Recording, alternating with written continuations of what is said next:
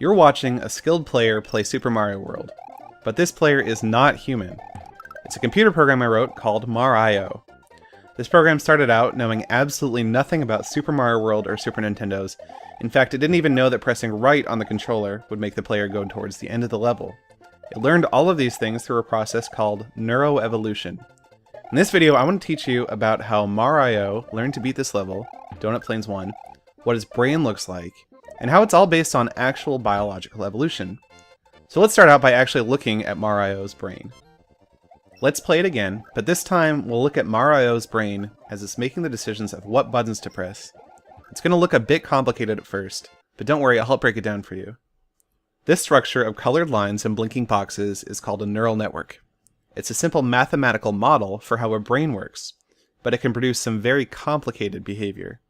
With enough computational power, a neural network could come close to simulating a real human brain, but modern technology isn't there yet.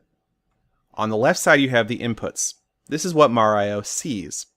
It's a simplified view of the level. The white squares stand for blocks the player can stand on, and the black squares stand for moving objects like enemies or mushrooms. On the right side you have the outputs. These are the 8 buttons that Mar.io is able to press by using its neural network. In between the inputs and the outputs, all those lines and boxes, those are the neural network. Each free-floating box is called a neuron, and the lines connecting those boxes are like the axons and dendrites in a human brain. At any given time, only some of these neurons and connections are actually being used, and this is what people talk about when they say you only use 10% of your brain. The neural network you're seeing is a pretty complicated one, and it got so complicated as a result of a 24-hour evolutionary learning session.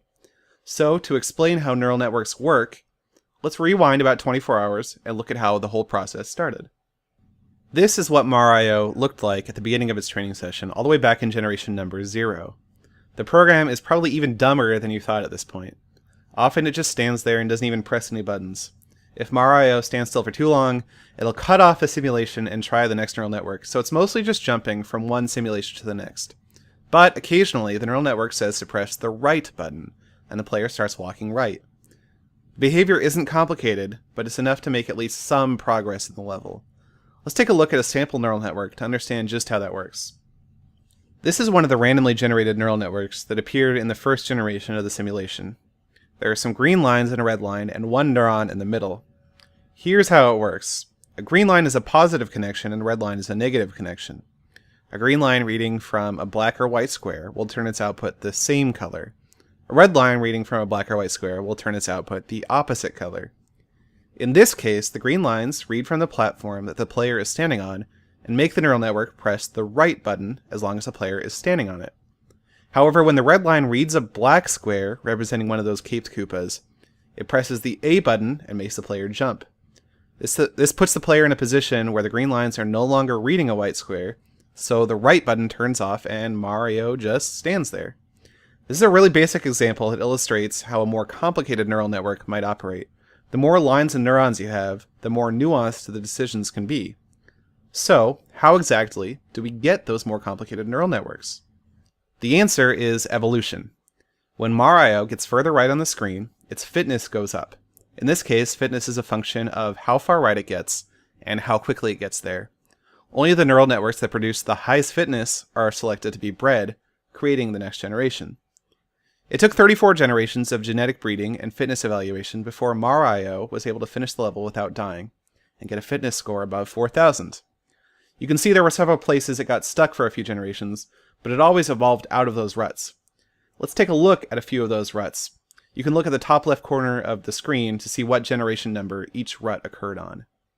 This process of picking the fittest individuals from each generation, breeding them together, and adding random mutations very closely matches the actual process of biological evolution that took single-celled organisms and produced intelligent humans.